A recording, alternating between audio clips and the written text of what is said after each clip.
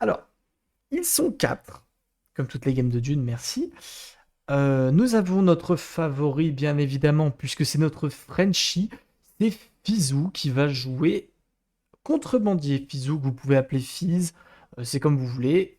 En contrebandier, pourquoi il joue contrebandier? Fizou s'est lancé un défi de sur chaque mois de compétition du Dune Monthly, il joue une faction différente. Le mois dernier, c'était Vernus, puisque c'était le mois de la sortie de Vernus. Donc il a joué sur tout le Dune Monthly du mois de. On était quoi? On était en mars. On est en mars, donc sur tout le mois de mars, il a joué Vernus, et là, sur tout le mois d'avril, il joue Contrebandier. C'est sa deuxième partie. Il n'a pas gagné la première partie qu'il a jouée, étant donné que c'est moi qui l'ai gagné. Voilà, j'ai battu Fizou, oui, on peut le dire. Donc voilà, on va voir comment il continue sur sa lancée. Deuxième joueur qui part assez favori également, c'est Ziz. Le copain de Fizou, ils sont très très potes. C'est un joueur de mémoire qui est russe, qui joue la maison Harkonnen, une faction de type agressive, et c'est un joueur Ziz qui est très agressif. Donc ça peut être intéressant à suivre pour voir s'il met un peu la pression, puisque du coup, avec Contrebandier et Harkonnen, ça peut mettre beaucoup de pression au début de partie. Nous avons Heinerjar, qui joue la maison Ekaz, donc une maison un peu plus orientée sur la politique, un peu moins sur la baston de manière générale. Après, ça peut un peu l'être. Honnêtement, Enerjar, c'est un très bon joueur. Moi, je le considère comme étant très bon joueur polyvalent. Je trouve qu'il sait tout faire, il sait tout bien faire, mais ça n'est pas un joueur non plus exceptionnel. Ça va pas être le mec qui va vous surprendre en vous sortant une dinguerie absolue et que le monde entier est choqué. Non, c'est un joueur un peu standard, mais qui fait très bien les choses. Donc c'est un joueur polyvalent. Voilà. Et le dernier, nous n'avons pas sa POV, j'en suis désolé, je vérifie. Non, nous n'avons pas sa POV, j'en suis désolé. Le dernier, c'est Rice War, qui est tout nouveau sur le Dune Monthly. Tout nouveau sur Dune Monthly, puisque c'est sa deuxième, il me semble, deuxième apparition sur le tournoi. Et honnêtement, c'est celui qui est censé se faire péter la gueule avec la maison Atreides. Mais oui, c'est une game prometteuse parce qu'il y a du niveau. Honnêtement, il y a du bon niveau. Moi, j'en attends beaucoup de Ziz et de Fizou. C'est toujours pour moi les deux favoris. Je vais allumer la lumière parce que je suis en train de me péter les yeux. Je reviens.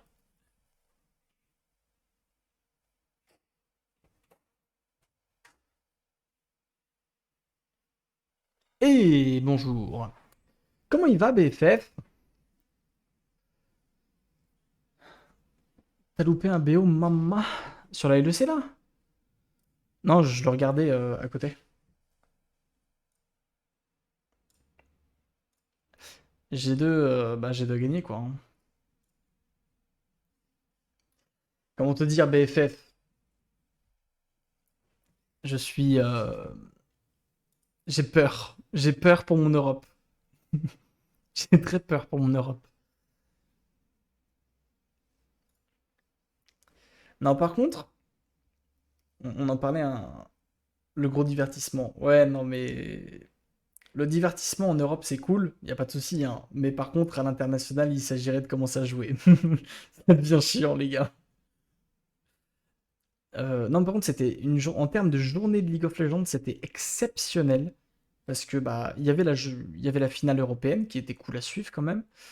Mais il y a eu un BO en Chine tout à l'heure entre JDG et Top Esports pour une place au MSI, gagné par Top Esports. Le niveau du BO était juste monstrueux.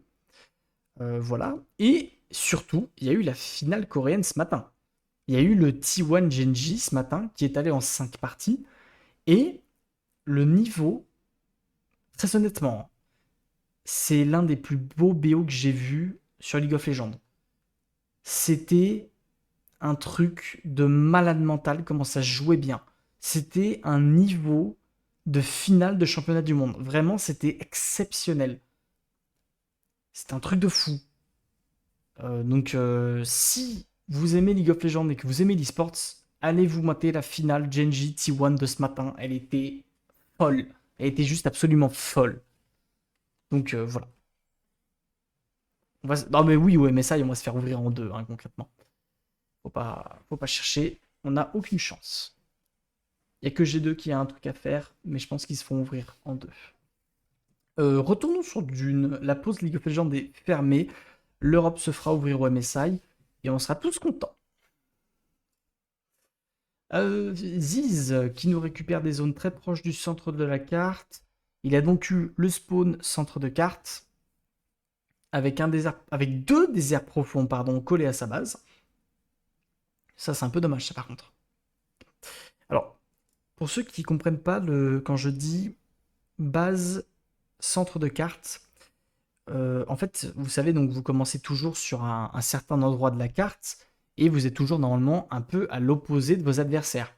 Sauf que, je sais pas pourquoi, depuis 2 semaines, et il y a un truc sur le jeu qui fait que 3 joueurs sont à une zone du bord de la map. Vous voyez là par exemple, il a une zone du bord de map. Fizou est à une zone du bord de map si on prend avec la zone place crête. Et tous les joueurs sont à peu près à une zone du bord de map, sauf un, Ziz, qui est à genre 3, enfin 2 ou 3 zones du bord de map. Il y a toujours un joueur, ça fait 3 semaines que c'est comme ça, je ne sais pas pourquoi, il y a toujours un joueur qui n'est pas sur le bord de map. Donc, ce joueur a ce qu'on appelle le spawn milieu de map. C'est quelque chose où quand vous jouez une faction très agressive du style Harkonnen et qu'en plus vous êtes un joueur agressif, c'est super sympa. Par contre, quand vous jouez une faction très défensive et que vous avez envie de rester chez vous, ça peut très vite péter les couilles. Là, pour le coup, ça lui va, il joue Harkonnen, c'est Ziz, il est tranquille, on est bien. Mais c'est à prendre en compte, il faut le savoir. Oui, Fizou joue Smugglers. Effectivement, il nous fait un gameplay contrebandier. J'en parlais juste avant que tu arrives, mais il s'est lancé le défi de jouer une faction par mois sur le Dune Montly. Et donc là, c'est le mois contrebandier. Voilà. Alors, au terme. J'ai pas parlé des conseillers, bien évidemment. C'est toujours la belle surprise des conseillers. On va commencer avec Einerjar, pardon. Respect. Bon, Fizou, il s'amuse, hein. Honnêtement, Fizou, s'il tryhardait à fond le Dune Montly, il pourrait arriver dans des finales quasi tout le temps. Mais juste, il s'amuse dans les parties et il les tryhard pas, quoi. C'est comme quand il joue contre moi. Honnêtement, j'ai gagné contre lui. La première partie de Dune Montly, on jouait l'un contre l'autre. Je l'ai gagné la partie. Je devais jamais la gagner, hein.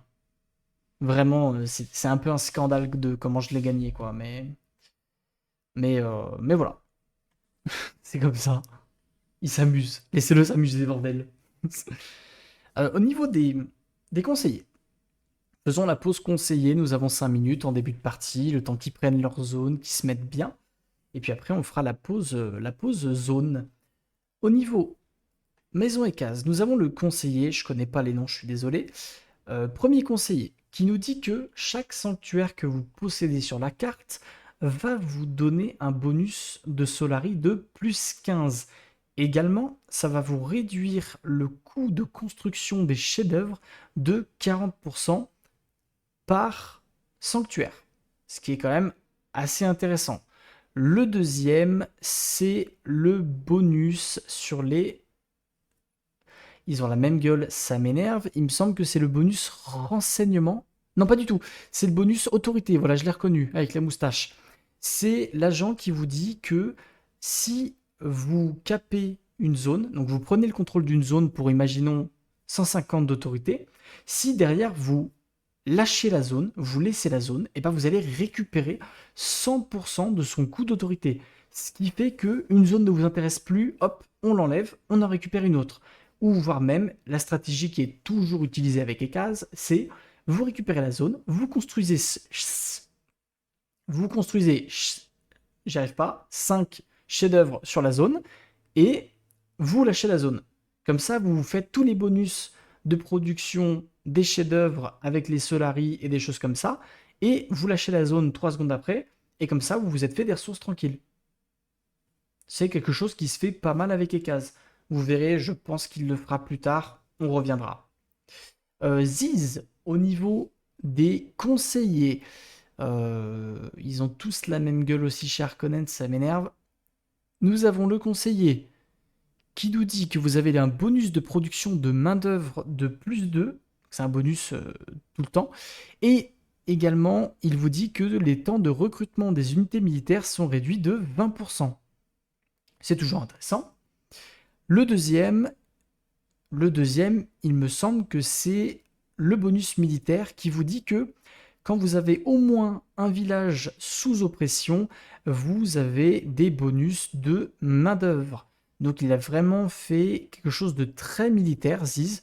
Je vous l'ai dit, hein, c'est un joueur très agressif. Et du coup, il vise beaucoup de main-d'œuvre en début de partie pour pouvoir faire soit beaucoup d'oppression, parce qu'avec Harkonnen, vous avez besoin de beaucoup de main-d'œuvre, ou alors il va aller chercher beaucoup d'unités militaires ou un mix des deux. Je pense qu'il va faire un mix des deux, comme ça il sera tranquille. Atreide, nous ne savons pas ce qu'il joue puisque nous n'avons pas son POV et nous ne l'aurons pas dans cette partie.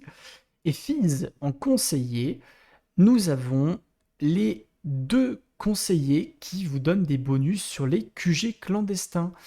Vous avez l'un d'eux qui vous dit que vous avez +10 de production d'eau de base et également vous pouvez lancer des QG clandestins en rapport avec des bonus d'eau chez vos adversaires. Le deuxième qu'il possède, c'est le conseiller qui vous dit que vous pouvez mettre jusqu'à 3 QG clandestins chez vos adversaires, donc spammer un petit peu les QG pour faire beaucoup de ressources. C'était compliqué, j'ai beaucoup bégayé, mais j'y suis arrivé. Si vous avez des questions sur un conseiller, sur une faction, sur quelque chose, allez-y, c'est le moment, en fait, hein, tout simplement. N'hésitez pas. Hop. Tandis que... Ok, tac. Alors, bon, Fizou, il va enchaîner les pillages, bien évidemment. On a récupéré zone place crête, on a récupéré zone d'épices, c'est très classique.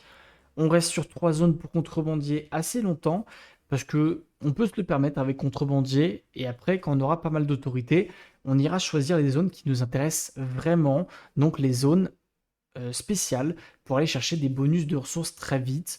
Quand vous jouez contrebandier, c'est très important d'aller chercher les zones importantes parce que vous pouvez vous permettre avec le bonus de faction d'aller chercher des zones très très loin. Donc, faut pas s'en priver, faut aller prendre ce qui nous intéresse. Ziz, Ziz qui nous fait un début de partie assez chill finalement. Il y a une petite zone spéciale qu'on va aller récupérer. Le problème, c'est qu'on est collé à la maison et case, donc il risque d'y avoir un fight assez rapidement dans cette partie. Pareil, on a fait une zone carburant et 2 zones d'épices côté Ziz. Donc c'est pas un start habituel. Faut voir ce qu'il en fait. Et d'ailleurs, il a... Alors, chose intéressante.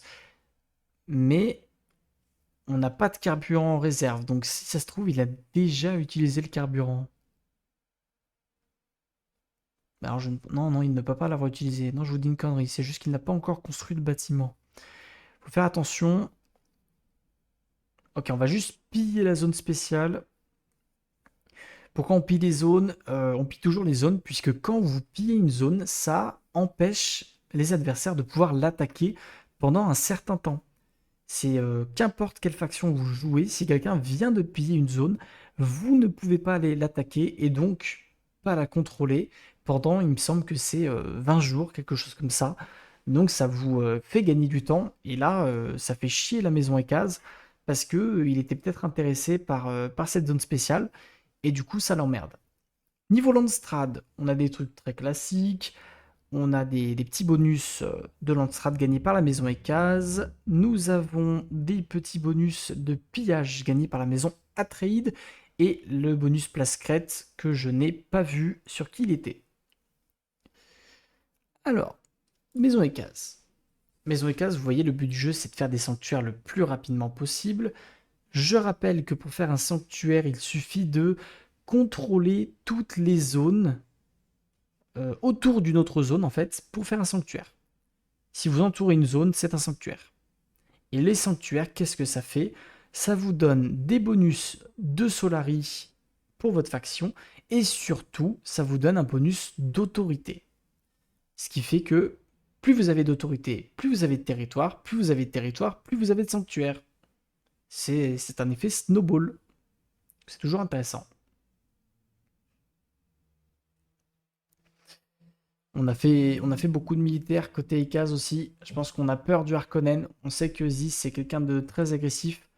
Donc on se prépare à la guerre tranquillement.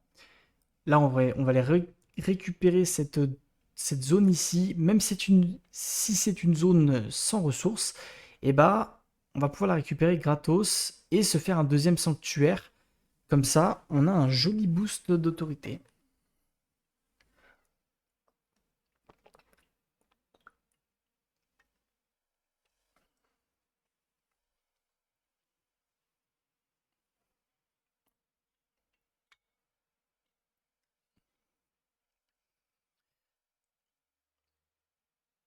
Par contre, il faut aller défendre. Voilà, sur la gauche, on est un petit peu emmerdé par ça.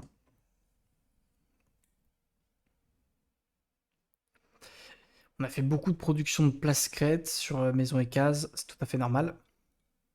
Ouais, Maison et Case, c'est un peu le souci de la faction. C'est que vous êtes une faction qui peut récupérer beaucoup de zones en début de partie et sur toute la partie de manière générale. Vous faites beaucoup de sanctuaires et d'autorités. Et donc, l'un des problèmes de la faction, c'est le place crête. Parce que plus vous avez de zones, plus il faut construire des bâtiments. Mais plus vous construisez des bâtiments, plus il vous faut de place crête. Donc c'est un petit peu le serpent qui se mord la queue. Faut faire vraiment très attention à sa production de place crête, la production de thunes aussi. Il faut pas faire des bâtiments trop coûteux parce que sinon vous êtes en négatif partout. Donc c'est un petit peu complexe à jouer la maison Ekaz, mais quand vous y arrivez, c'est une faction extraordinaire. Je kiffe cette faction. Ziz,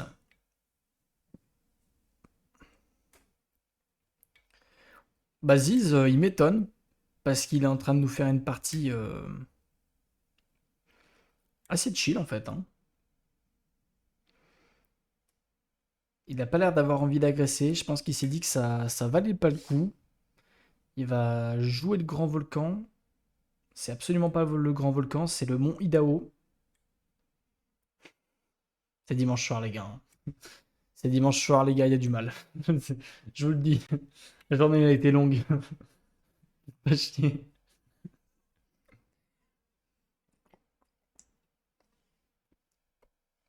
Le mec n'y connaît rien, quoi.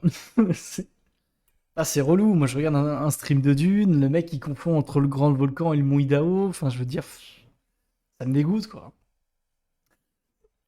Non, bien sûr, le mont Idaho, donc région spéciale qui vous dit que l'usine de Place Crête a un bonus de production de plus 200%. Donc vous êtes tranquille à vie pour vous faire votre production de Place Crête. Donc là, c'est une zone, par exemple, pour Maison et Case, elle est juste goldée, cette zone, parce que bah, vous êtes tranquille à vie, en fait, en termes de production de Place Crête, et ça, c'est cool.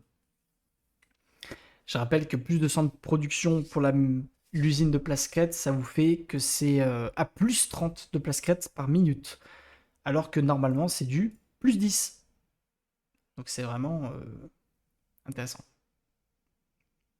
Sachant que sur une zone plasquette, le bonus est de plus 100% de production. Donc vous produisez 20 de plasquettes, là où normalement une usine c'est seulement 10.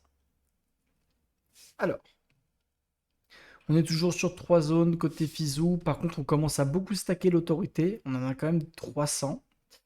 Après, n'oubliez pas que stacker l'autorité sur contrebandier n'est absolument pas un problème pour plusieurs raisons. Vous pouvez récupérer des régions à l'autre bout du monde. Vous n'avez aucun malus en fonction de la distance de votre zone principale. Donc, ça peut toujours être intéressant. Et deuxième chose, la plus importante, installer des QG clandestins chez vos adversaires vous coûte non seulement de l'argent, mais également de l'autorité. Donc plus vous allez faire des QG, plus vous allez devoir dépenser d'autorité. Et d'ailleurs, c'est ce qu'est en train de faire Fizou. Il va installer énormément de QG clandestins très rapidement dans sa partie. Et le coût en autorité va scale sur le nombre de QG qu'il a positionné et également la durée de la partie. On installe beaucoup de QG de production, production d'eau, donc production de Solari supplémentaire, production de Solari en fonction de ce que produit l'adversaire, et production d'épices supplémentaires pour lui. Et vous allez voir qu'avec tous ces petits bonus cumulés par-ci par-là, il va finir par être en positif d'argent, le bougre. Et d'ailleurs, il est en positif, hein. Plus 19, c'est pas énorme avec contrebandier, mais honnêtement, c'est très bien d'être en positif avec contrebandier. Vous êtes censé quasiment tout le temps être en négatif, au moins en début de partie. Beaucoup de... Oula, il a fait des techs politiques, Fizou. Il nous a fait la logistique d'espionnage et les manœuvres diplomatiques, donc faut suivre ça, parce que ça peut être intéressant. Pourquoi pas un assassinat milieu de partie, et pourquoi pas un moment un Landstrat qui peut arriver. Faut suivre ça. Côté Ekaz, on va se récupérer les zones pour continuer à faire des sanctuaires. On en a déjà deux, donc c'est très intéressant. Ok. Alors voilà, pour ceux qui ne savent pas ce que c'est, ce qu'il vient d'utiliser au Landstrad, la maison Ekaz a la possibilité de se retirer tout simplement d'un bonus ou d'un malus au Landstrad. Ce qui fait que la résolution que vous choisissez, vous n'existez pas dedans. Imaginons que la résolution Landstrat, vous dites tout le monde gagne 300 d'argent, vous avez le droit de vous retirer de cette résolution Landstrat. Pourquoi est-ce que vous vous enlèveriez un bonus? Vous allez me dire, bah vous pouvez gagner de l'autorité en fait grâce à ça. Donc c'est un petit peu un échange. Et si vous voulez plus d'autorité, vous vous enlevez un petit bonus, ou alors vous décidez de rester dessus, mais du coup vous n'utilisez pas votre bonus d'autorité. Enfin votre bonus d'influence, pardon. Tac tac tac. Fizou qui réattaque la faille blanche. Est-ce qu'on va la récupérer? Je pense qu'on va continuer à la piller cette zone. Qu'est-ce qu'il fait? Est-ce qu'il la récupère? Est-ce qu'il la pille? C'est la question du joueur français.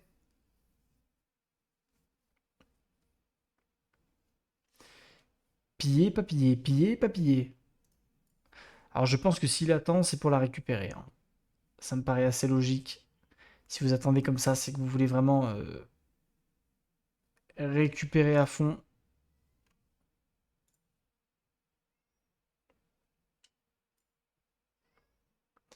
Il va sans doute récupérer plusieurs zones spéciales en même temps.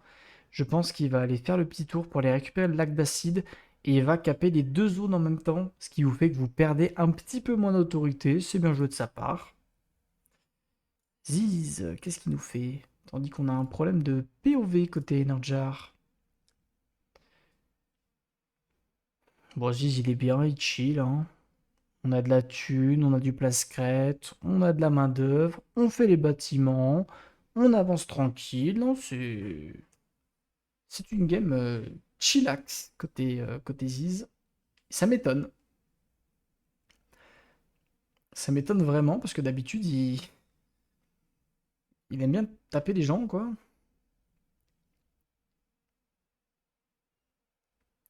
On a déjà beaucoup de bâtiments dans la base principale. On se met vraiment bien. Et voilà, je vous en parlais. Le double capé de zone spéciale, faille blanche et lac d'acide. C'est des très très bonnes zones. Donc on est content. Surtout faille blanche, hein, qui est une zone exceptionnelle, qui vous dit que si vous faites un atelier d'artisanat ici, eh bien, elle produit tout simplement 200, enfin 100% de ressources supplémentaires. Donc c'est quand même très très puissant en termes de boost hégémonie. Surtout si vous arrivez à le faire très tôt dans la partie, parce que du coup ça va scale avec le temps et vous allez faire beaucoup beaucoup d'hégémonie. Le seul danger là, c'est que cette zone elle est vraiment au centre de carte, donc il peut se faire attaquer assez facilement. On va empêcher la maison Ekaz de récupérer ce petit bonus, bien joué.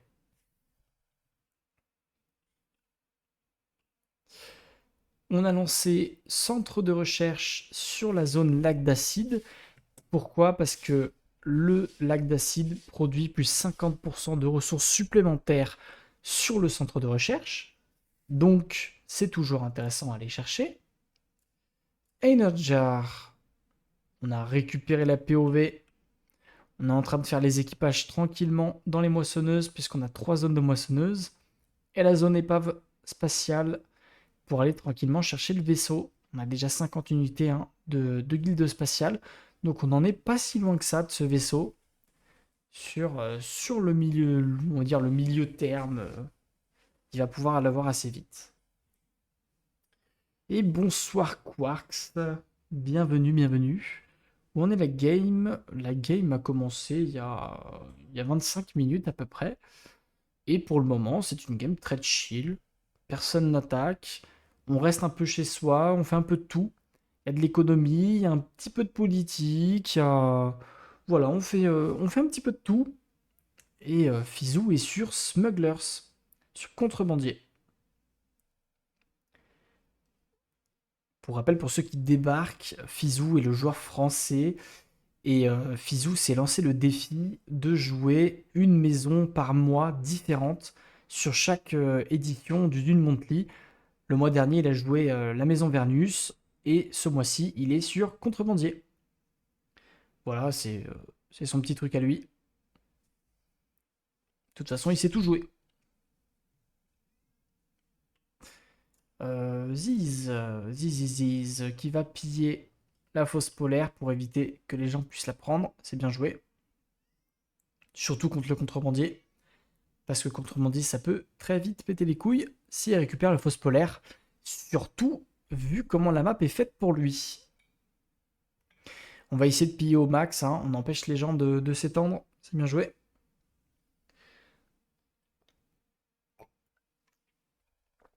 Zone nid vert ici.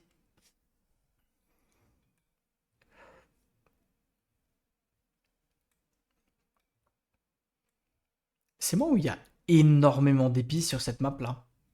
Il y a des épices toutes les 2 zones. C'est incroyable. Allez, filiale de la guide spatiale côté Ziz, on va chercher le vaisseau très très vite. Toujours le premier bâtiment à construire.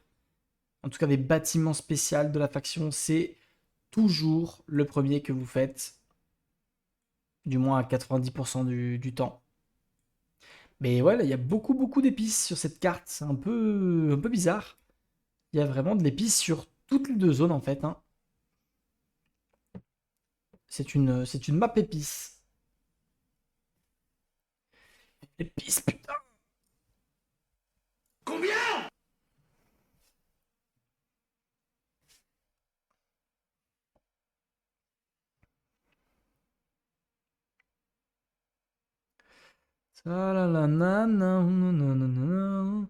Sinon, ça va, vous, dans cette partie un peu chill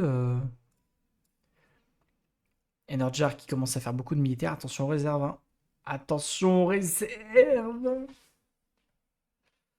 Aïe, aïe, aïe. Landstrad, messieurs, dames. Landstrad, nous avons la réduction des taxes, moins 50% d'entretien en Solari, la réduction de la puissance militaire, et nous avons également l'autorité. Ok, Harkonnen qui va tenter de tout mettre sur la réduction des taxes. On essaie de nerfer la maison Harkonnen en termes de pouvoir militaire. Pitié. Ok, autorité pour Atreide, réduction du pouvoir militaire contre le Harkonnen, 20% de réduction. Et production du coup, enfin réduction pardon, des coûts en Solari pour la maison Harkonnen également, qui aura du coup moins 50% en coût d'entretien. Vous pouvez voir que ça l'aide beaucoup. Il se fait un bon gros plus 250 de thunes. Vive la thune. Oui, et toi, Bébou? Bah écoute, ça va, un petit dimanche tranquille. Petit dimanche tranquille posé. On a regardé du League of Legends toute la journée et on a joué à War Tales, hein, donc que demander de mieux. Energy. Alors moi, par contre, ok. Vous voyez ça? Vous voyez les groupes de contrôle là qu'il est en train de faire? Les unités, elles ont des 1, des 2 et des 3. En fait, c'est des groupes de contrôle qu'il est en train de faire. Pour mieux contrôler ces unités dans les combats, si vous faites ça, très clairement, c'est que vous êtes pas loin d'aller taper sur des gens. Donc, en suivant la logique que Enerjar prépare ses groupes de contrôle et la logique qu'il a mis un malus militaire sur son adversaire qui est le Harkonnen, nous pouvons partir du principe qu'il devrait bientôt se mettre ouvertement sur la gueule.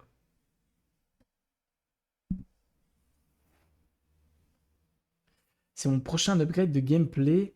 Plus de shortcuts, je suis trop lent. Après, ça vient avec le temps, hein.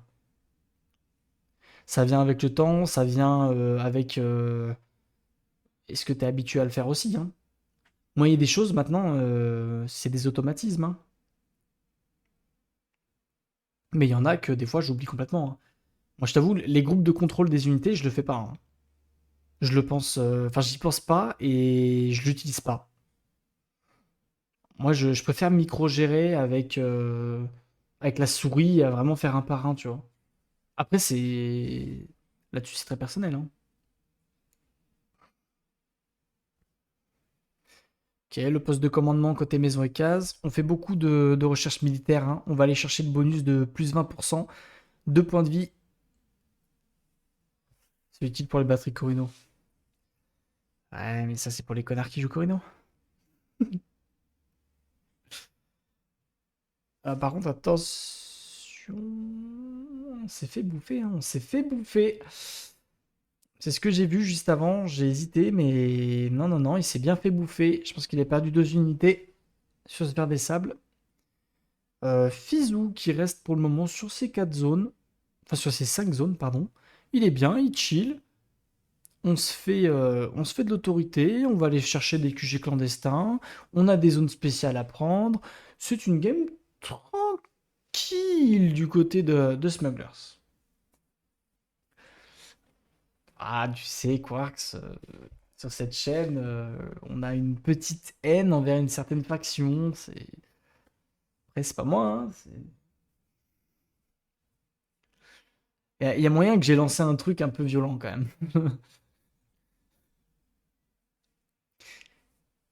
Un jour, le truc il va percer. T'auras des gros fuck Corino dans des lives et tout. C'est pas ma faute, hein.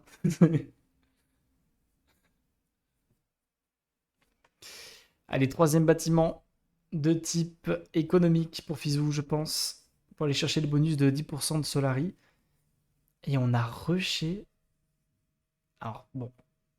Fizou est en train de nous faire une game de type je vais vous défoncer la gueule en hégémonie très rapidement. Il va récupérer beaucoup de zones spéciales. Il est déjà en production de plus 37 d'hégémonie. Il va se récupérer une troisième zone spéciale, ce qui fait qu'il va monter jusqu'à plus 48. Donc, il va très très vite en hégémonie. Donc, il faut faire attention aussi à pas trop se faire focus. Limite, prendre des techs de défense après avoir fait ces techs économiques pour Fizou, parce que sinon, on va se prendre un 2, voire 3 contre 1. Et ça va être très compliqué à gérer. Seulement la deuxième faction la plus pique à la SL pour l'instant. On verra, on verra. On en reparle. Pas facile sa map. C'est vrai qu'elle est pas simple. Elle est pas simple, mais c'est Fizou. On balance tous les traités. Alors moi, ça m'intéresse. Est-ce qu'ils sont acceptés, ces traités? On a tout mis, hein. On a mis le traité de paix, on a mis le traité de connaissance, le traité d'influence. Ah, de boss accepté. Trade qui a dit oui. Alors, vu sa partie, je pense que Banerjee, voilà, voilà, messieurs, dames, effectivement, 90% du temps, vous prenez le sniper au niveau du chef, mais quand vous jouez une partie défensive, Banerjee est beaucoup plus intéressant. Fizou le sait, il était présent, je pense qu'il écoute ce live, il triche totalement. Non, c'est pas vrai. Mais voilà, il le sait. Et du coup, on prend Banerjee pour mieux se défendre sur le long terme pour cette partie. Du côté Harkonnen, je ne connais pas les icônes. C'est pas Ravan, ça, c'est. Quelqu'un a le nom du deuxième héros Harkonnen? Putain, c'est pas. Comment il s'appelle celui-là? Putain, j'ai oublié.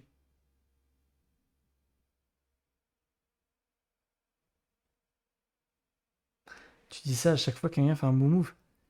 Bah écoutez, moi je je dis juste que je dis 2 secondes avant, il devrait partir sur Banerjee parce que ça lui irait mieux.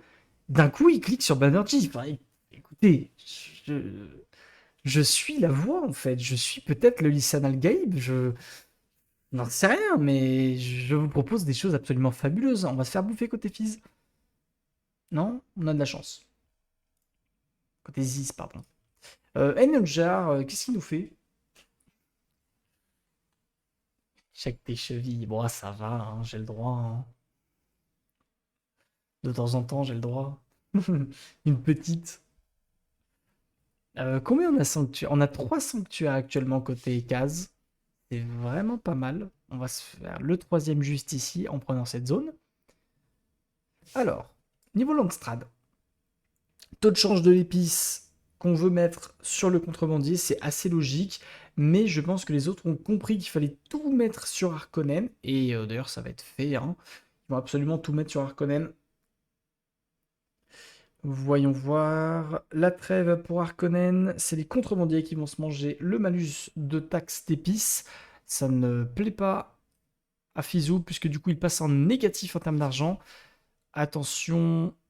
Allez, là, il est arrivé à remonter en positif un petit peu. On va lancer des pillages, parce que sinon on est en grosse galère d'argent. Et c'est bien fait, côté Fizou. On se maintient. On a beaucoup de connaissances côté Fizou, hein. Vive les connaissances. Ziz, Ziz, j'ai l'impression qu'il est en train de préparer de l'assassinat. Il me semble que j'ai pas vu tous les agents au même endroit, donc ouais. Ensuite, Enerjar. Enerjar, il est bien, il est tranquille. Pourquoi il ne prend pas la Spice? Où ça? La Spice ici au milieu de map, là? C'est ça la question, là? Bah, parce qu'elle a été... En fait, la zone a été pillée par Harkonnen. Et donc, quand les zones sont pillées, tu ne peux pas aller les contrôler pendant plus de 20 jours. Et en plus de ça, ça n'est pas une zone qui l'intéresse pour le moment. Là, les zones qui intéressent Fizou, c'est les zones spéciales. Car regarde le Harkonnen qui est en train de récupérer, qui est en train de piller encore d'autres zones. En fait, quand tu pilles une zone, c'est ce que j'expliquais au début de partie, mais quand tu pilles une zone, il y a un délai avant que tu puisses réattaquer le village. Et du coup, il y a, je crois que c'est 20 jours, et tu peux pas récupérer le village, donc c'est euh, c'est un peu chiant, et c'est bien joué de piller toutes les zones, comme ça vous empêchez vos adversaires de les récupérer. Mais je ne parle pas que pour toi, Quarks, je parle pour tout le monde, pour ceux qui ne savent pas forcément, pour ceux qui découvrent ce magnifique jeu. D'ailleurs, c'est pour ça que il joue très bien, Ziz, hein. Il a compris le move de Fizou et il va piller à répétition toutes les zones spéciales du milieu de carte. Et puis voilà, hein.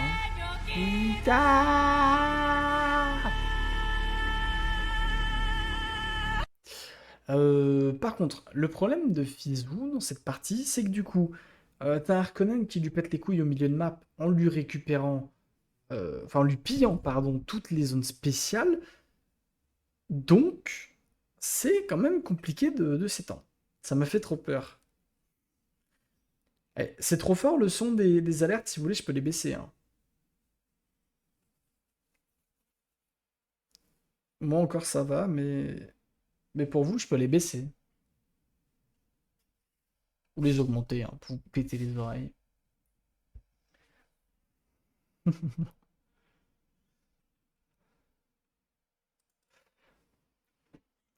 Alors, c'est une game chill. Moi, j'étais persuadé qu'il y en a un qui allait taper, là. Vous voulez pas vous taper dessus, là?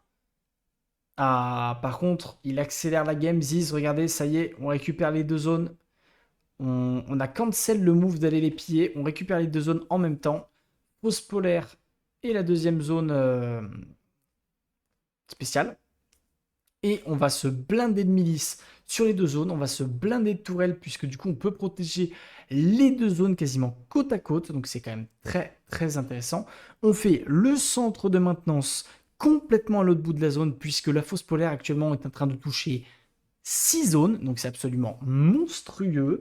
On va se foutre 2 tourelles quasiment collées avec les ateliers d'hégémonie du coup très très loin.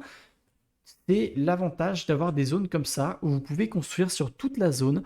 Vous pouvez choisir exactement où vous positionnez vos bâtiments en fait, hein. Donc il va pouvoir se coller 2 bases militaires, il va pouvoir se coller toutes les tourelles et il va être tranquille. Et du coup, il serait bien joué. Il va rattraper aussi Fizou en termes d'hégémonie, en termes de production d'hégémonie, puisque c'est sa 3e zone spéciale, Aziz. Au total, il va arriver du coup dans les plus 30K, enfin les plus, pas 30K, pardon, les plus 30 d'hégémonie. Fizou actuellement est à plus 52, certes, mais il récupère moins de zones sur le long terme comparé à un Harkonnen. Donc, ça peut être compliqué à dépasser ou à rattraper comme vous voulez, mais voilà. Einordjar, il est un petit peu en retard en hégémonie. Après, il est très bien en termes de ressources, il est très bien en autorité. Il est vraiment pas out de cette game. Pour le moment, c'est une game très serrée. Le seul où on n'a pas vraiment d'infos, c'est Ricewar, c'est le Atreides, qui, je rappelle, partait absolument pas favori de cette game. Et on va lancer les bêtes. Messieurs, dames, prediction. Vous allez pouvoir.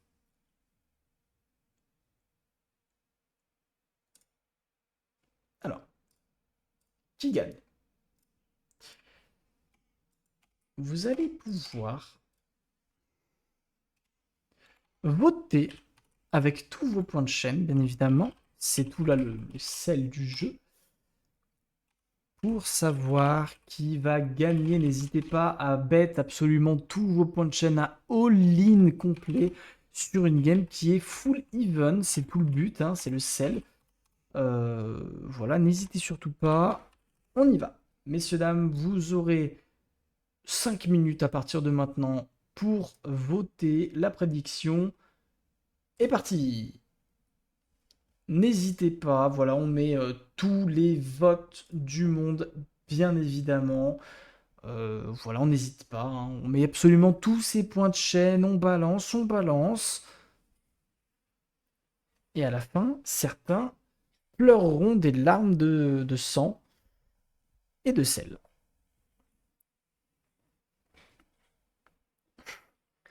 Le sel est sur LoL.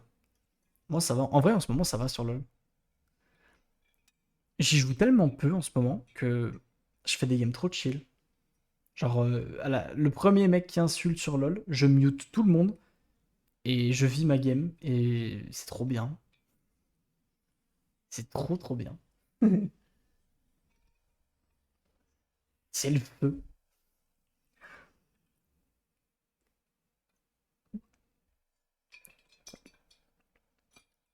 Prédiction en plein milieu de la partie, messieurs dames, puisque nous avons plusieurs joueurs qui ont dépassé le stade de milieu de partie.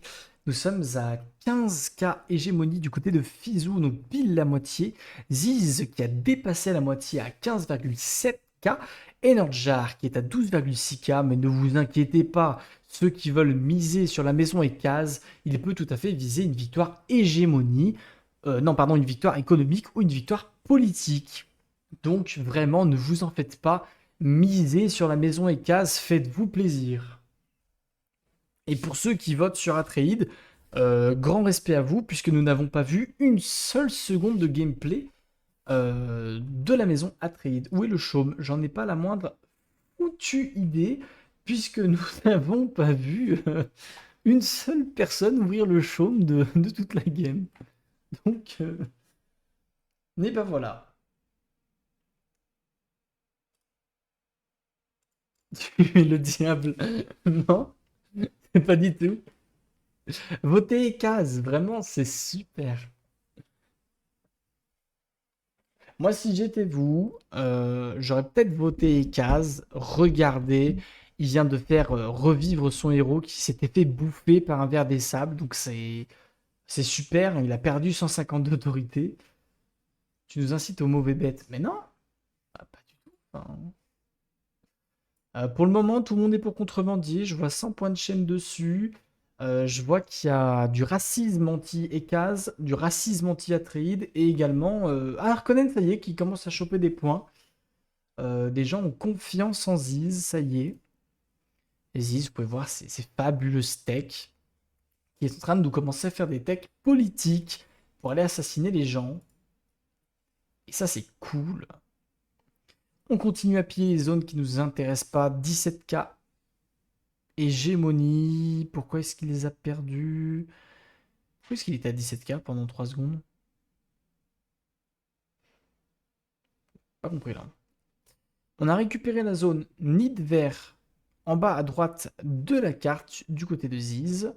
Là, ça fait longtemps qu'on l'a, mais 4 zones spéciales au total pour le joueur Harkonnen. Nous avons Fizou. Fizou qui a récupéré sa zone d'épices. Ça y est, messieurs, dames. Fizou qui a enfin récupéré sa zone d'épices et qui va commencer à mettre des extensions majeures dans les bases principales pour avoir des petits bonus. Et c'est une extension majeure militaire contre le Ekaz. Je pense que l'un des moves de Fizou dans cette partie, messieurs, dames, ça va être d'essayer de one-shot la base de la maison Ekaz pour ensuite récupérer ses zones et donc gagner la partie sur le rush hégémonie. Je pense que c'est ce qui va être tenté. On est sur le timing vaisseau du côté du contrebandier. C'est un timing très important parce que ça va à peu près être là où on va pouvoir essayer de one-shot une base. Le seul problème de ça, c'est qu'actuellement, Fizou, il n'a très clairement pas assez de renseignements pour pouvoir one-shot une base, et il est en train de faire les techs pardon, militaires pour aller chercher sans doute les dégâts sur une base principale. Moi, je pense que c'est le move qu'il est en train de tenter. Qui c'est qui a balancé 600 points de chaîne sur Harkonnen? Tout ça parce qu'il est premier de la game? Je peux retrouver hein, ceux qui votent. Hein. Attention à vous. Hein. Oh les gars, oh, vous êtes des vendus. Il n'y a pas un bet sur Ekaz. Personne croit en Ekaz. Et ni en Etrade. Oh, vous êtes... petite couille, hein. Et bonsoir Esteban, bienvenue. Bienvenue à toi. J'espère que tu passes un bon dimanche en cette magnifique partie de Dune. Petit couille, gros gain. Ouais, mais il va pas gagner la game. Là, franchement, c'est mon rêve que Ziz y perde cette game. Après, il est bien parti, mais Fizou a plus d'hégémonie, messieurs, dames, que le Harkonnen. Donc, tous ceux qui ont voté pour le Harkonnen, pardon, vous êtes actuellement avec les gouttes de sueur, puisqu'il est en train de perdre la course à l'hégémonie. Après, bien évidemment, ça n'est pas fini. Ne soyez pas désespérés tout de suite. Cette partie n'est pas finie. On a encore le temps d'avoir des bouleversements exceptionnels.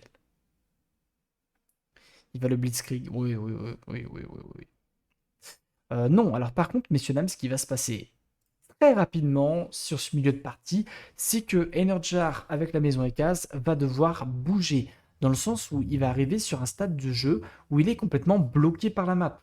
Toutes les zones au-dessus qu'il peut récupérer et toutes les zones sur sa droite de sa base sont complètement pillées ou simplement sont déjà contrôlées.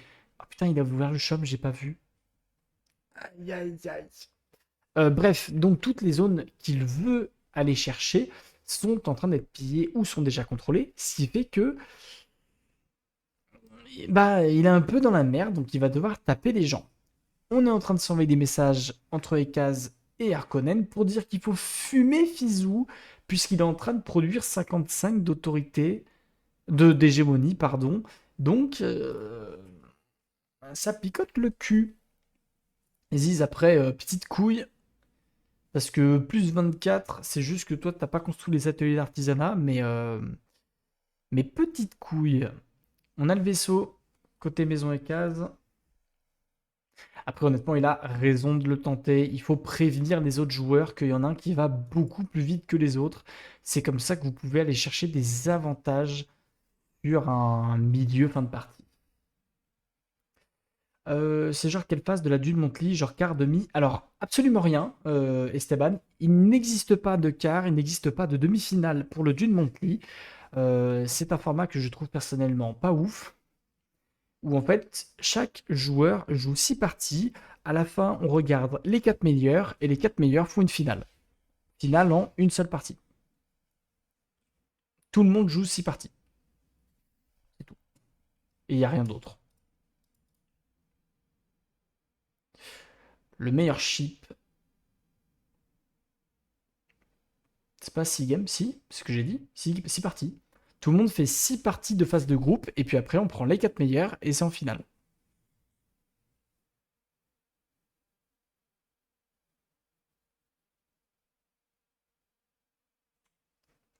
Ouais, j'en ai beaucoup des maillots.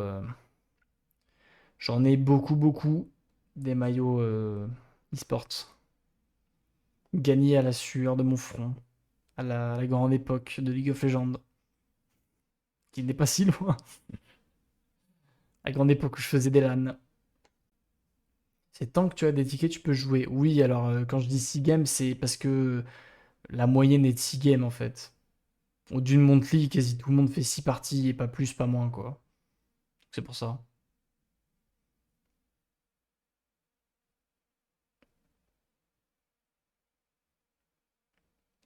Alors. Mais attends, mais il a pas mis le jardin botanique? Messieurs, dames, le joueur maison Ekaz est en train de run down sa game. Voilà, voilà, c'est le mot, hein, puisqu'il n'a toujours pas posé son jardin botanique, qui, je le rappelle, donne des bonus de connaissances avec les sanctuaires qu'il touche. Ah là là. Le maillot FPX, le fameux.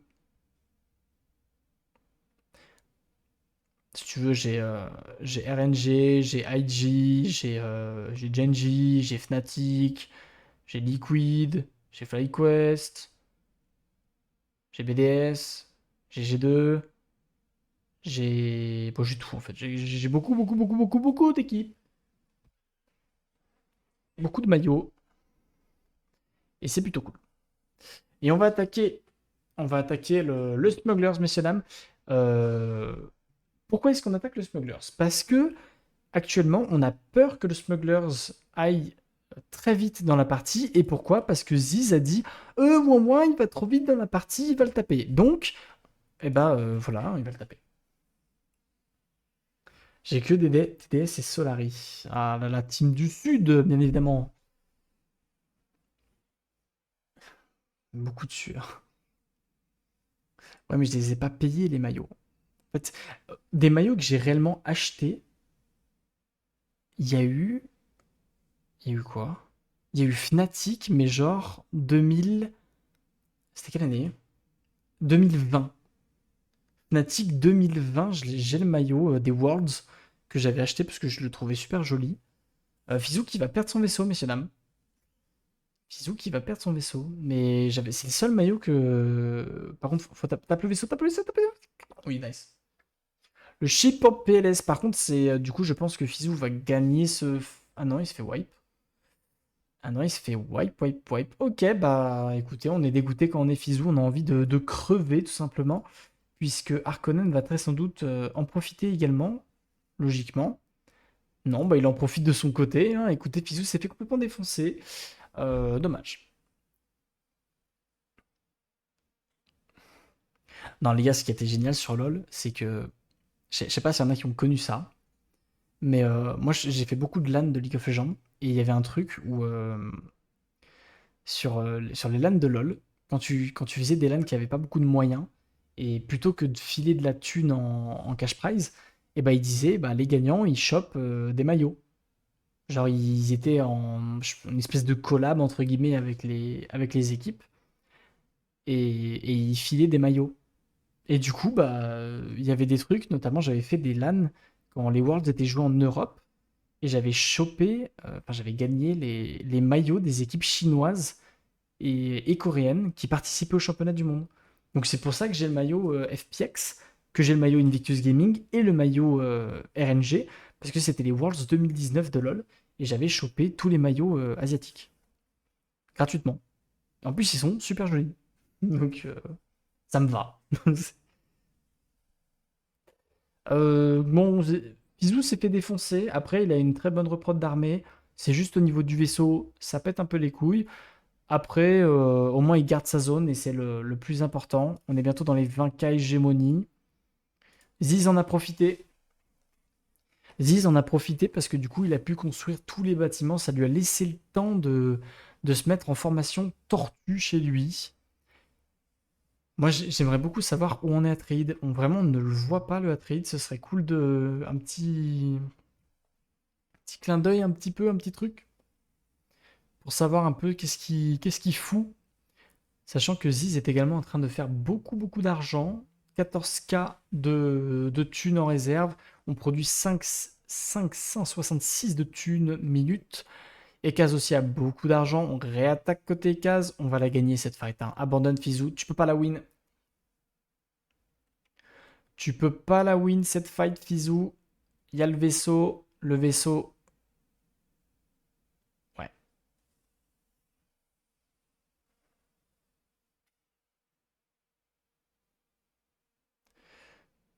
c'est dommage. Un tuto sur les agents. J'ai pas compris. J'ai pas compris, Quarks.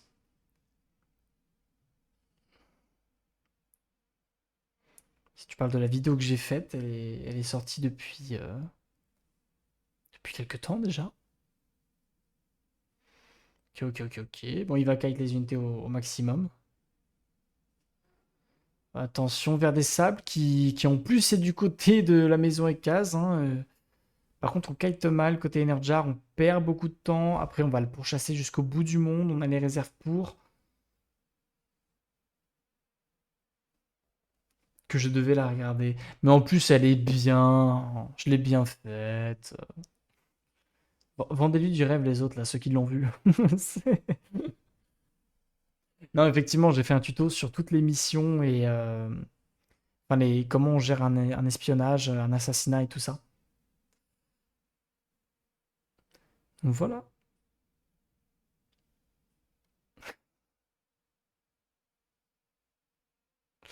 Demain, je ferai la vidéo de présentation du tournoi pour la chaîne. Bisou qui n'a plus de réserve, messieurs, dames, il va perdre toutes ses unités. Il le sait. C'est ouais, la game de Fizou devient très très compliquée. Il va perdre absolument toutes ses unités. Et puis on arrive au stade où Fizou n'a plus de reprod d'unités. Regardez, il a plus de main-d'œuvre. Donc c'est la merde. C'est la merde, putain. C'est la merde. C'est bien sur le fait que c'est ouvert à tous, mais bien sûr, ne t'inquiète pas. Peu importe le niveau. Ne t'inquiète pas, c'est prévu. Les tutos sont bien expliqués en vrai. Ah, merci, James. J'essaye. Mais j'en ai deux, trois qui sont prévus là. C'est juste que ça me prend du temps. Ils prennent un peu de temps, tous ces trucs.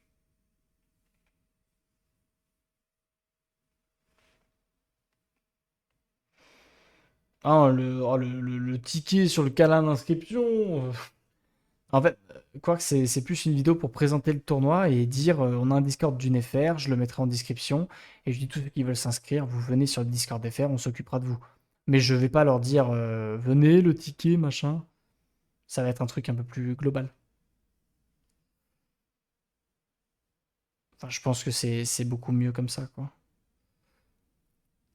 Aujourd'hui, j'ai fait Rage Kit de Corino, minute 20-30 avec les Fremen, ça m'a fait bien rire. Bien joué, Esteban, bien joué, Esteban. Esteban, bien joué, bien joué, bien joué. Le sel. Ah, bien joué, Esteban. Esteban qui vient de gagner 8000 points de chaîne. Non, non, ça va vite ici. Alors, par contre, moi, il faut m'expliquer. Qu'est-ce que fout Energar? qu'est-ce qu'il fout? Il avait une armée monstrueuse, il était tranquille pour récupérer la zone de Ziz, enfin de Fizou. Qu'est-ce qu'il a branlé avec son armée niveau micro-gestion pour perdre la moitié? Alors, Fizz défend pour le coup assez bien, il arrive vraiment à très bien gérer ce move, mais qu'est-ce qu'il fait comme connerie avec Maison et Case? Alors après, on a sorti des mercenaires hein, côté Fizou, hein, donc c'est vraiment la merde, hein. Quand on sort des mercenaires pour défendre, c'est que c'est vraiment la merde.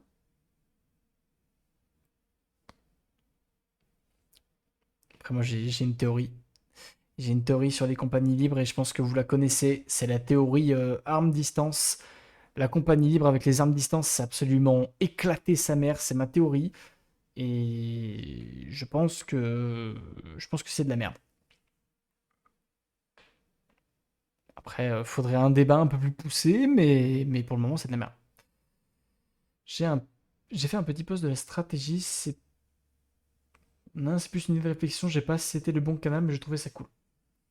Mais c'est le but du Discord des fers, hein. Il y a un peu de tout. Vous pouvez parler de votre vie, de vos plats que vous cuisinez, vous pouvez parler des stratégies que vous voulez faire, vous pouvez parler de tout ce que vous voulez. C'est le but. Échangez, faites vivre cette belle communauté qui est du Néfer. Et, et c'est très bien. C'est ce qu'il faut. C'est un bordel. Attendez, parce que moi, vous savez, moi, ce qui m'énerve dans ces moments-là, il y a deux joueurs qui se foutent sur la gueule, donc ils sont en train de se mettre bien sur la gueule, tu vois. Ils sont en train de se dire, vas-y, mon copain, c'est super, la vie, la famille, tout ça. À côté, il y en a un, il ne bouge pas. Il ne fait que dalle. Il est en train d'AFK chez lui, il a 420 d'autorité, il va pouvoir récupérer 1, 2, 3. Il va pouvoir récupérer genre 3 ou 4 zones d'un coup qu'il a récupéré chez lui gratos. À voir s'il les a pas pillées, par contre, faut faire gaffe. Mais il va nous faire un espèce de rush hégémonie, lui Harkonnen, là. Préparez-vous, ça arrive. Le gars est mort sur son clavier. J'ai pas vu la taille du texte, on va aller voir. Est-ce que Esteban nous a mis un texte de 70 pages? Non, le Harco. Bah, c'est vrai qu'il branle rien depuis tout à l'heure. Ah, j'ai pas vu de quoi il parlait, le truc tuto.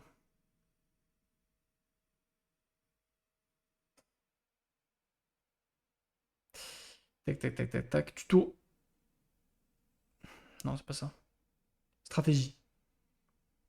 Est-ce que Stilgar est nécessaire? Aïe, aïe, aïe, aïe, aïe, aïe. Aïe, aïe, aïe. Oh là là, il m'a dit que j'ai même pas envie de te lire. Je lis même pas, ok? Oh la take. Elle fait mal celle-là. Difficile, hein? Il s'est attaqué terrain glissant. Terrain très glissant. Donc Esteban qui vient de perdre les 8000 points qu'il venait de gagner. Attends, en vrai, je vais te lire, j'ai envie de voir. Est-ce que la take est bonne ou genre vraiment elle est désastreuse? J'ai une idée de réflexion. Déjà, tu te défends sur la première phrase et c'est très bien. Nanana.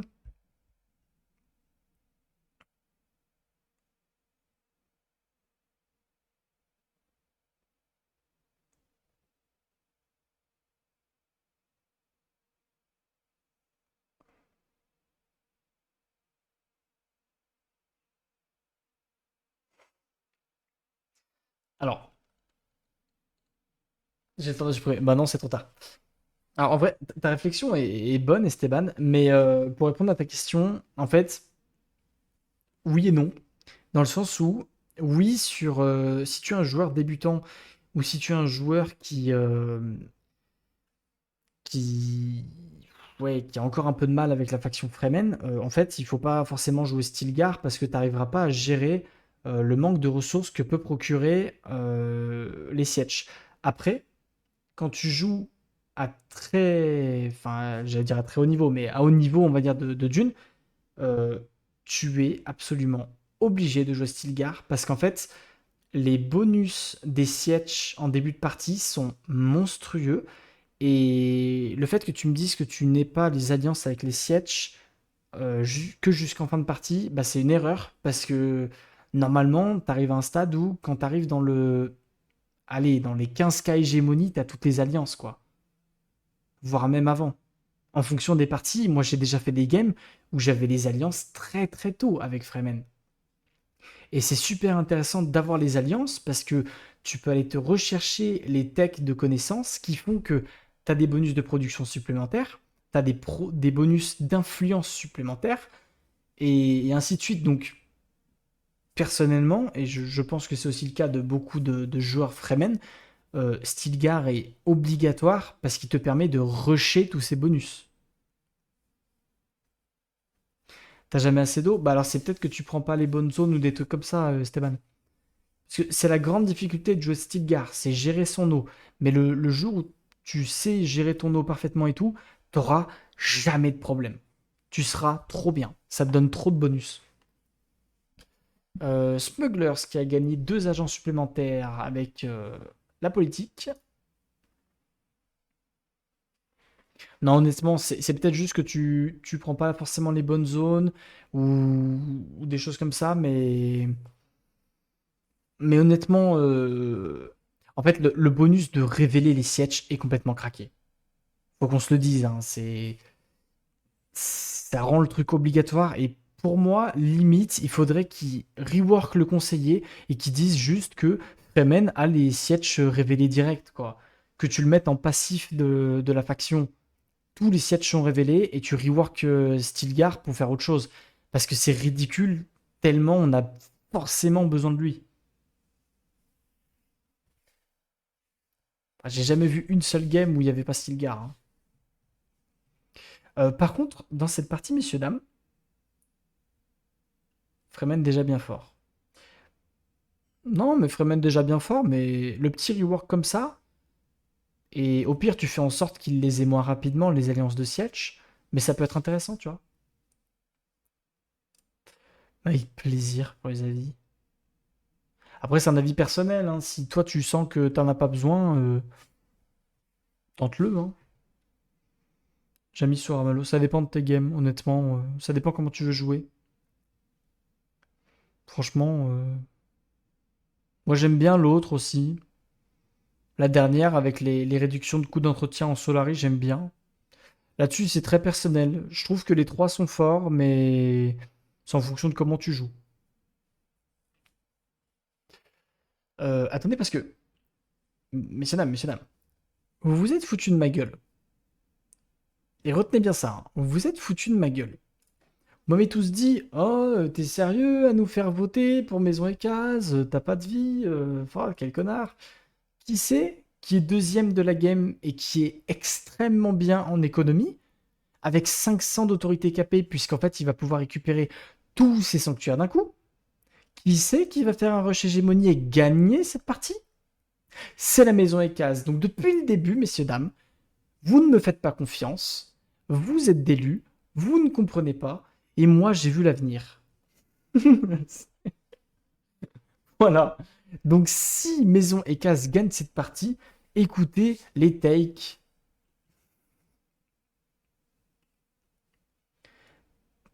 Par contre, il faudra qu'on comprenne pourquoi Ziz ne gagne pas la partie, hein. Parce que Ziz a été mais tranquille toute la game avec Harkonnen. Et là, j'ai l'impression qu'il est bloqué. Alors, il remonte un petit peu en hégémonie, mais j'ai l'impression qu'il n'avance pas. En même temps, l'autre dort. Ouais, bah écoute, ça fait partie du bout du jeu. Bien évidemment, je rigole, hein, pour tous ceux qui n'ont pas voté ECAS, c'est votre droit. C'était un choix, un mauvais choix, mais c'était un choix. Euh, donc, vous faites, euh, vous faites comme vous voulez.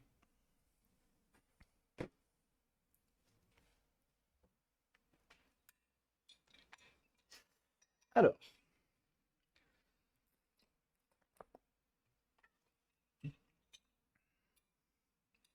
Moi, je vous dis, les gars, Ekaz, il va gagner la game parce que c'est un truc sur le rush d'hégémonie à ne pas oublier, hein. Mais quand vous avez de l'autorité avec Ekaz, vous pouvez très bien récupérer tous vos sanctuaires d'ici en fin de partie.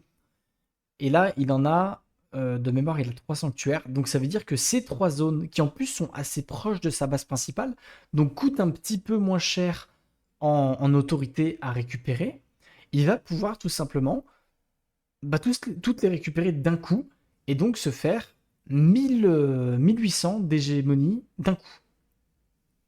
Donc en rush final, c'est très important. Bisou, je pense qu'il essaie de faire pareil.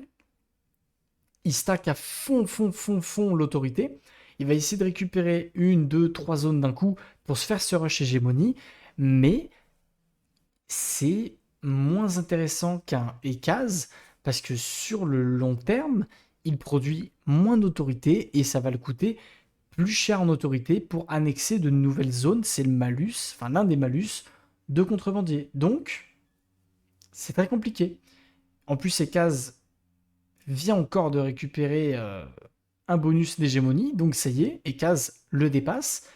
Attention, la taxe impériale arrive, on va avoir les 1000 k d'hégémonie bonus qui vont arriver.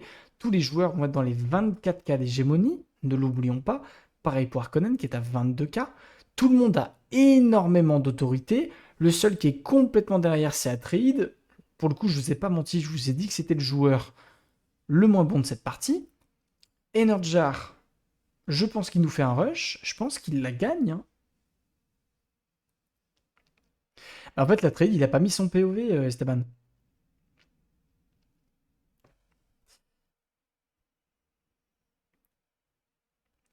Esteban, il n'a pas mis son POV, le trade, et du coup, je peux pas le commenter. J'aimerais beaucoup avoir les 4 POV tout le temps, mais des fois, il y a des joueurs qui n'ont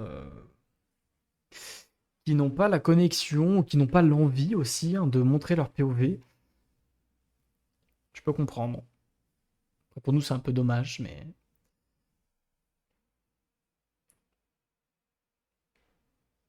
Bah là, il a aucune chance de gagner. En fait, le seul truc, c'est peut-être le Chom, mais comme on n'a aucune information sur le Chom, bah c'est compliqué, quoi. Moi, je ne sais pas où ils en sont au niveau du Chom, hein.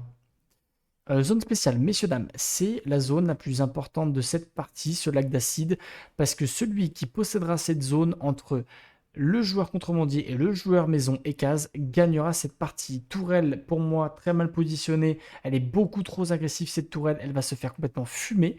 On a donc perdu une tourelle un petit peu gratuitement du côté du joueur maison Ekaz. Surtout vers 10-15%. Oui, mais c'est pour ça. C'est pas une game de chaume, c'est une game hégémonie. Ils sont tous en rush hégémonie. Cherchez pas. Il n'y aura pas de politique non plus. Le seul qui est potentiellement libre en politique, c'est le joueur Ekaz, mais il n'aura même pas l'influence étant donné que Smugglers et Harkonnen ont beaucoup, beaucoup d'influence. Donc il ne pourra pas aller chercher une gouvernance de Dune dans tous les cas.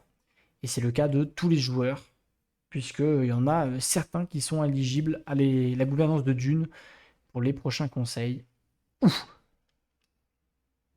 ouf. On vient de mettre le malus pardon, sur la base principale du Harkonnen, qui fait que le Harkonnen, sur sa base principale, subit 50% de dégâts supplémentaires. On peut donc aller one-shot la base. À tout moment, on peut aller tranquillement vers le Harkonnen, lui dire «Salut copain», lui fumer la gueule. Je pense que le malus a plus été mis comme distraction pour forcer le Harkonnen à rester un peu chez lui en mode défensif. Et regardez d'ailleurs, si on regarde Ziz, je pense qu'il a son armée voilà, positionnée juste à côté de sa base principale, parce qu'on ne sait jamais si on est juste à côté, ça peut être dangereux. Il y a une nuke qui est partie. Absolument pas, il n'y a aucune nuke qui est partie. Il y a des nukes qui sont prêtes, mais il n'y a pas de nukes qui ont été lancées. Ils veulent attaquer Ils veulent attaquer le contrebandier. Je trouve ça bizarre parce que du coup, il va gagner la game à côté, quoi.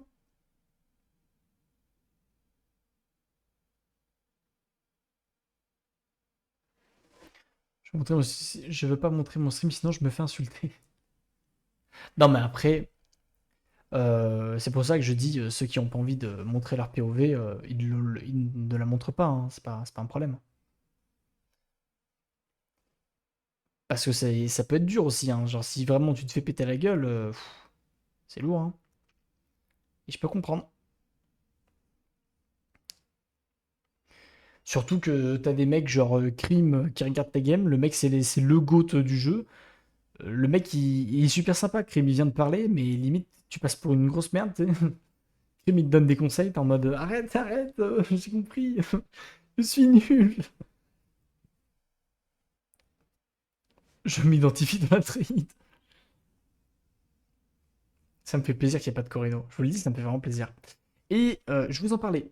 Je vous en parlais, messieurs, dames, mais la récupération des 3 zones d'hégémonie du côté de la maison Ekaz. C'est l'un des meilleurs moves que vous pouvez faire avec la maison Ekaz.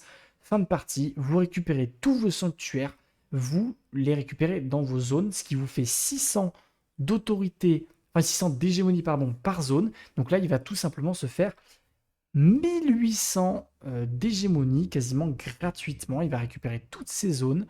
Donc, il va monter dans les 27K, sachant qu'on a également la zone lac d'acide de disponible. Qu'est-ce qui s'est passé côté Fizz? Qu'est-ce qui s'est passé? Pourquoi est-ce qu'on a lâché la zone? Il lui laisse la win? Oh,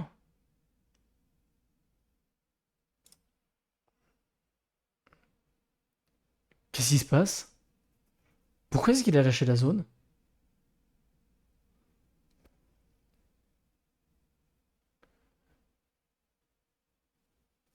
Euh...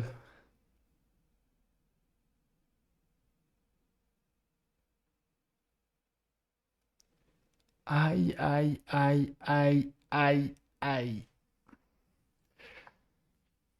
Je ne sais pas ce qui vient de se passer. J'ai l'impression que il y a eu soit un misclick de la part de Fizou qui fait qu'il a rendu la zone, ou alors il s'est passé une autre dinguerie, mais je ne suis pas au courant.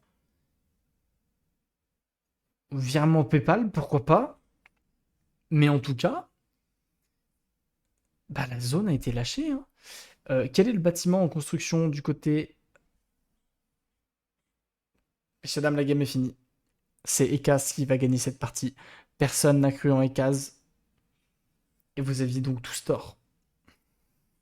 Le bâtiment qu'il est en train de construire dans cette base principale, là, qui est terminé dans un jour, c'est un centre de recherche. À la seconde où ce centre de recherche est terminé dans exactement un jour, il gagne la partie parce qu'il est à 27,5K. Et le centre de recherche va exactement lui donner 2,5K. Il va donc gagner la game. Contre toute attente, Energar vous enlève tous vos points de chaîne. Putain, j'aurais voté, j'aurais été incroyable. 29,2. Alors, il lui manque un peu. Il lui manque un peu, mais il a de l'autorité. Il manque un petit peu d'autorité. Il va manquer 30 à 40 points d'autorité. Il a juste à attendre. Il a juste à défendre tranquillement et il a gagné.